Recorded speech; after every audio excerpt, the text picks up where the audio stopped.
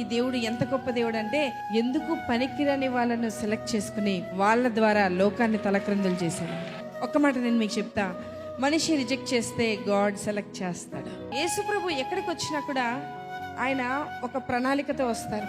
చీకట్లోకి వచ్చాడు, ఒక ప్రణాళికతో వచ్చాడు. ఎందుకు అంటే మనకులాగా చీకటి చీకటి అని చెప్పలేదు.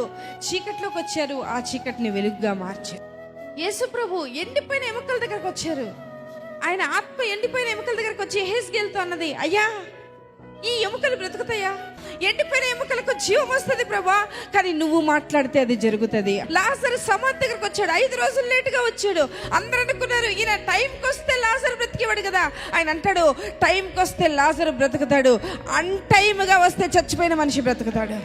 మనిషి పై రూపాన్ని చూస్తే, సూటు బూటు చూస్తే, దేవుడు ఆ సూటు వెనక ఉన్న బాధ తప్త హృదయాన్ని చూస్తాడు.